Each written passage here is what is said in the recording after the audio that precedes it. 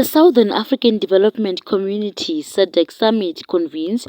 Former CCC leader Nelson Chamisa has launched a scathing critique of the regional bloc, questioning its commitment to values and principles. Chamisa's remarks come amid controversy over the ascension of Zimbabwe's President Emmerson Mnangagwa to the SADC chairmanship, a move widely seen as a nod to his disputed 2023 election victory. Chamisa and his party strongly contest the outcome, alleging widespread rigging and irregularities.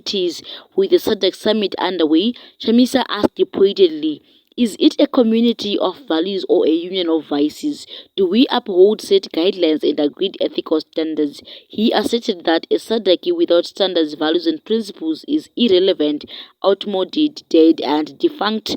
Chamisa's comments are widely interpreted as a rebuke of Mnangagwa's elevation to the SADC chairmanship, which he believes undermines the region's democratic norms. He urged for a transformation, envisioning SADC as a community of values and a bastion of the oppressed rather than a club of the oppressive and abusive. "We have a generational mandate and duty to shift things. We will transform Africa," Chamisa declared, rallying fellow South African citizens to join him in shaping a new world. His call to action has sparked a renewed focus on SADC's role in promoting regional values and principles. #NewAfrica